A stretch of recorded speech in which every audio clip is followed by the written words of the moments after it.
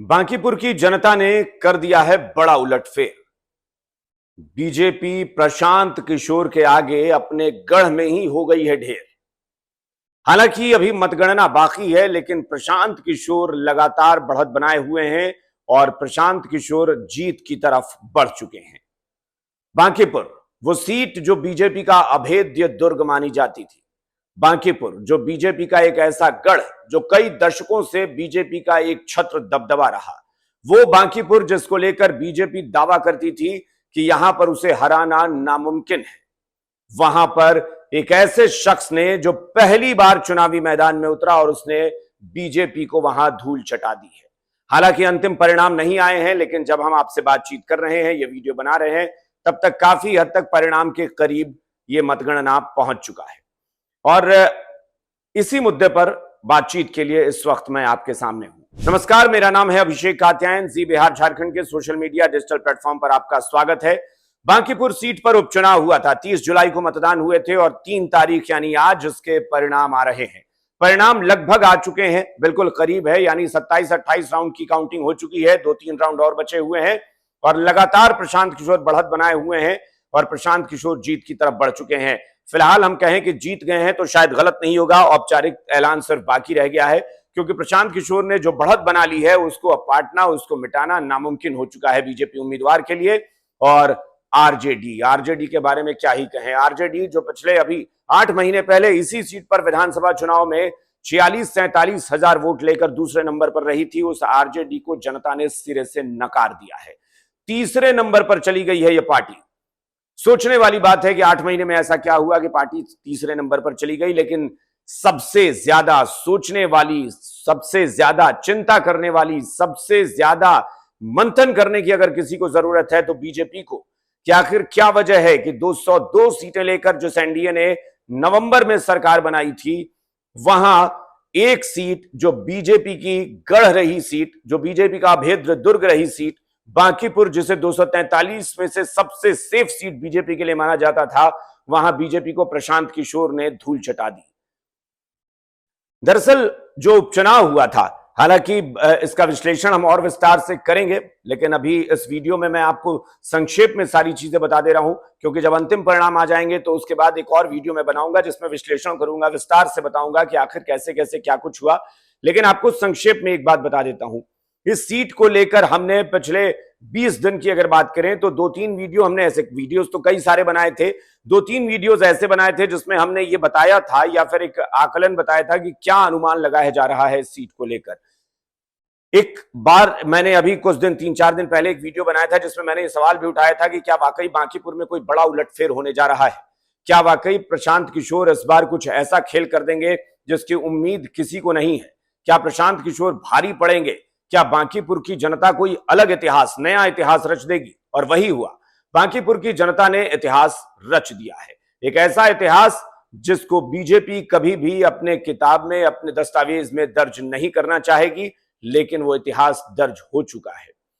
Bankipur seat पर महागठबंधन को लेकर हमने कहा था अभी कुछ दिन पहले वीडियो में कि क्या वाकई महागठबंधन ने भी अंदर खाने कोई बड़ा खेल किया है। क्या महागठबंधन ने जिस तरह से बांकीपुर में सरेंडर किया है, ये परोक्ष रूप से प्रशांत किशोर को फायदा पहुंचाने की कोशिश है। क्या महागठबंधन ने जानबूझकर अपने कैंडिडेट को एक तरीके से सिर्फ डमी कैंडिडेट बनाकर छोड़ दिया।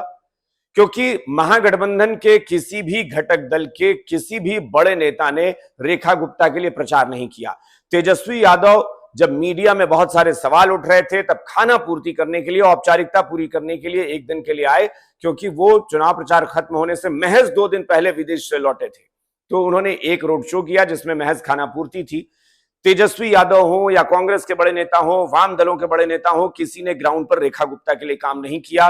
रेखा गुप्ता के लिए किसी ने कोई बयान भी अच्छे से जारी नहीं किया। तो यह लग गया था कि महागठबंधन अंदर खाने चाहता है कि प्रशांत किशोर अगर बढ़त बना रहे हैं तो उन्हीं को बढ़त बनाने देते हैं, ताकि बीजेपी को हराने में कोई एक उम्मीदवार संयुक्त तौर पर कामयाब हो सके। और वही हुआ है, प्रशांत किशोर आगे निकल गए। चिंता करने वाली बात बीजेपी के लिए कहां है। बीजेपी ये सोचकर चल रही थी कि नितिन नवीन की सीट है, नितिन नवीन राष्ट्रीय अध्यक्ष बनाए गए हैं, तो वहां की जनता इस नाते नितिन नवीन को तोहफे में यह सीट देगी क्योंकि नितिन नवीन अब बड़े कद पे पहुंच चुके हैं, बड़े पद पे पहुंच चुके हैं। नितिन नवीन सांसद हो चुके हैं। फिर ऐसा क्या हो गया कि नितिन नवीन की वो सीट जिसे वो अपने परिवार की सीट मानते थे, अपना परिवार मानते थे बांकीपुर को, अपना घर मानते हैं बांकीपुर को, उसी घर में नितिन नवीन की सीट पर बीजेपी को जनता ने नकार दिया। क्या कारण रहा? अब बीजेपी कहेगी कि हमें जनता ने नकारा नहीं है, हमें तो दूसरे नंबर पर रखा है। जी नहीं, जिस सीट पर आप इतना दावा करते हैं कि वहां आपको कोई नहीं हरा सकता, वहां अगर आप हार गए, 1 वोट से भी हारे हैं, इसका मतलब जनता ने आपको नकार दिया। लेकिन यहां तो आप हजारों वोट के फासले से हारे हैं। एक बहुत बड़ा झटका बीजेपी के लिए है, नितिन नवीन के लिए झटका है, बिहार सरकार के लिए झटका है। सम्राट चौधरी के मुख्यमंत्री बनने के बाद यह पहला उपचुनाव हो रहा था जिसमें ये बहुत बड़ा झटका विधानसभा एक सीट पर हुआ है। और यह ऐसा झटका है कि बीजेपी की वो सीट जो आरजेडी शासनकाल में, यानी 90 से 2005 के बीच, जब प्रदेश में संयुक्त बिहार हुआ करता था 2000 तक, तब भी वो बीजेपी सीट अपने कब्जे में रखती थी। तब पटना पश्चिम सीट हुआ करती थी। उस सीट पर जो विरोधियों की सरकार होने के बावजूद आप कभी नहीं हारे, वहां पर आपको इतना बड़ा झटका दे दिया प्रशांत किशोर ने। कैसे? आखिर कहीं तो आपकी रणनीतिक चूक रही, कहीं तो आपके काम काज पर लोगों को आशंका है, कहीं तो आपके कार्यकलापों से, क्रियाकलापों से लोगों को नाराजगी हो रही है, आपकी कार्यशैली से लोगों को नाराजगी हो रही है, आपके फैसलों से लोगों को नाराजगी हो रही है। अब इसमें बहुत सारे आकलन किए जा सकते हैं, जिसका मैंने कहा कि विस्तार से आगे एक और वीडियो बनाएंगे जिसमें हम बताएंगे कि क्या हुआ, कैसे हुआ, क्योंकि अब तो परिणाम आने वाले हैं। लेकिन अगर संक्षेप में कुछ कारण गिनाते हैं तो उसमें कई सारे कारण थे। एक, भरत तिवारी का मामला। भरत तिवारी के मामले ने सवर्ण, जिसे हम कहते हैं तथाकथित सवर्ण समाज या तथाकथित अगड़ी जाति, उनको नाराज कर दिया। भरत तिवारी के कथित फेक एनकाउंटर मामले में, कथित एनकाउंटर मामले में सरकार बुरी तरह से घिर गई थी। नीट छात्रा का मामला, नीट की एस्पिरेंट जो थी, नीट की तैयारी कर रही थी छात्रा, उसकी मौत, जिस पर आज तक कोई रिजल्ट, कोई परिणाम अंतिम नहीं आया कि आखिर उस छात्रा की मौत कैसे हुई थी, उसको लेकर क्या सरकार जवाब देगी। हाल ही में छात्र आंदोलन इसी दौरान हो गया, और वो छात्र आंदोलन जिसमें केंद्रीय शिक्षा मंत्री को इस्तीफा देना पड़ा, सरकार की किरकिरी हो गई, पूरे देश में हिंसा हुई, वो एक बहुत बड़ा डेंट था बीजेपी के लिए। इसके अलावा बीजेपी के बड़े नेता, स्थानीय सांसद रविशंकर प्रसाद, मैंने जब इस बयान को सुना तो मैं चौंक गया था। मैं वाकई शॉक में था कि आखिर ऐसा बयान कोई कैसे दे सकता है।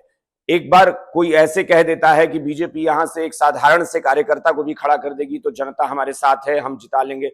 लेकिन रविशंकर प्रसाद ने जो बयान दिया था वो कार्यकर्ता नहीं, बल्कि वो बहुत निम्न स्तर का, बहुत बेकार, शर्मनाक बयान था। उन्होंने कहा था कि बीजेपी तो यहां से कुत्ता बिल्ली भी खड़ा कर दे तो उसे जिता कर ले जाएगी।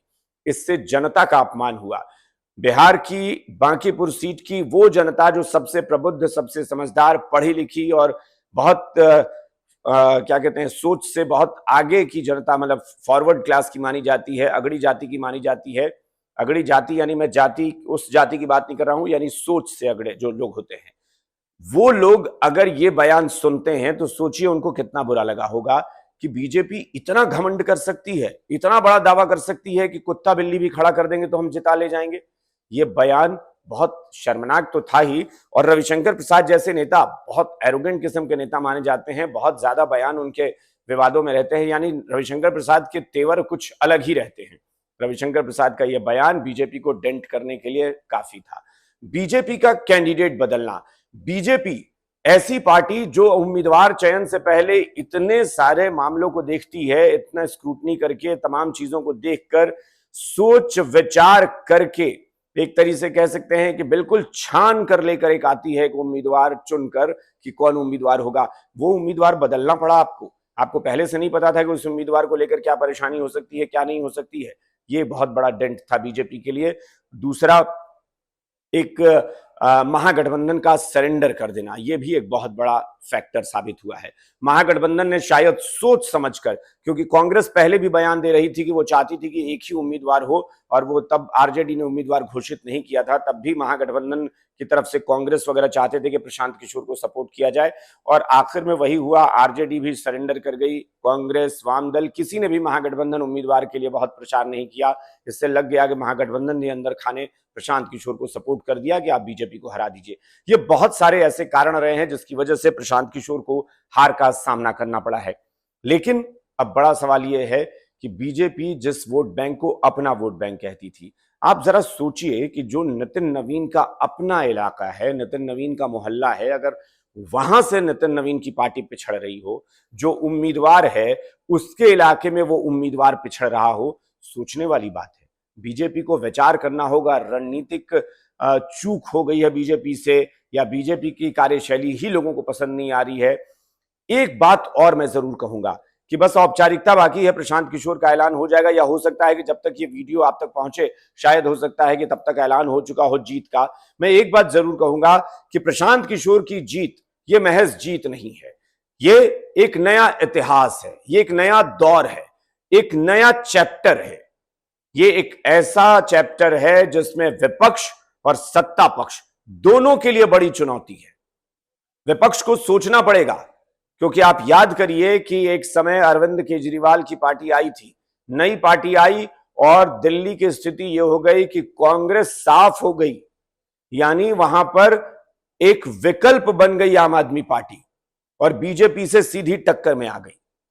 बिहार में पहले से ही विपक्ष बेहद कमजोर है, ऐसे में प्रशांत किशोर जैसा शख्स जो बिहार में ग्राउंड पर घूम चुका है, ये अलग बात है कि 2025 के चुनाव में प्रशांत किशोर को बहुत बड़ा झटका लगा था, लेकिन तब प्रशांत किशोर चुनाव नहीं लड़े थे।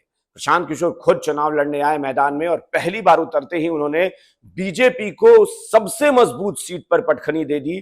तो ये मामूली दस्तक नहीं है, ये एक ऐसी दस्तक है जिसकी गूंज बरसों तक विपक्ष और सत्ता पक्ष के कानों में गूंजेगी। ऐसी दस्तक है जो बिहार में आने वाले कल को लेकर चेतावनी है सभी दलों के लिए कि क्या प्रशांत किशोर एक बड़ा विकल्प बनने जा रहे हैं। क्या प्रशांत किशोर अपना आधार इतना मजबूत कर लेंगे अगले 4 साल में कि जब 2030 में अगले विधानसभा चुनाव होंगे तब तक प्रशांत किशोर बिहार की तस्वीर बदलने के लिए तैयार रहेंगे। क्या प्रशांत किशोर अपनी पार्टी को जमाने, पार्टी को स्टैब्लिश करने, पार्टी को स्थापित करने की दिशा में बढ़ चुके हैं। अब प्रशांत किशोर विधायक बनने जा रहे हैं, एक जनप्रतिनिधि बनने जा रहे हैं। अब चुनावी रणनीतिकार से आगे वो एक नेता के तौर पर स्टैब्लिश होने जा रहे हैं। ऐसे में तेजस्वी यादव हो या कांग्रेस हो, वाम दल हो, बीजेपी, जेडीयू, सभी पार्टियों को सोचना पड़ेगा कि प्रशांत किशोर एक बड़ा विकल्प तो नहीं बनने जा रहे। क्या बिहार की जनता बदलाव की तरफ इशारा कर रही है? बांकीपुर से जो बदलाव की बयार चली है, जो हवा चली है, क्या ये अगले 4 साल में बिहार में एक आंधी बन जाएगी? और अगर ये आंधी बनी तो इसमें तमाम पार्टियां उखड़ जाएंगी, तमाम पार्टियों का चेहरा बिगड़ जाएगा, तमाम पार्टियों की हालत खराब हो सकती है। ऐसे में सभी पार्टियों के लिए आत्मचिंतन और आत्ममंथन का वक्त आ चुका है और सबसे ज्यादा सत्ताधारी पार्टी, सबसे बड़ी पार्टी बीजेपी के लिए, जिसने अपने घमंड में या जिसने अपने बयानों के जरिए, जिसने अपने ओवर कॉन्फिडेंस के जरिए उस सीट को गंवा दिया जिस सीट पर बीजेपी को हराना नामुमकिन कहा जाता था, लेकिन प्रशांत किशोर ने वो कर दिखाया।